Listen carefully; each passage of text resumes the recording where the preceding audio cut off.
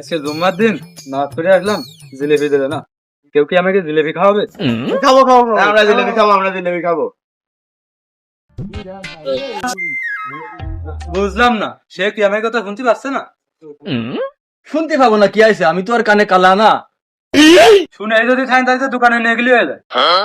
আমি কি আর না কইছি? আমার পাশে আসলেই তো হয়ে যায়।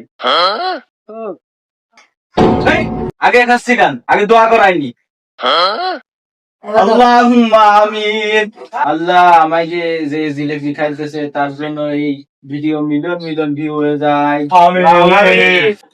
যাক, জিলেবি খাইতে তো লস যায়নি, ভালোই দোয়া করতেছ তো।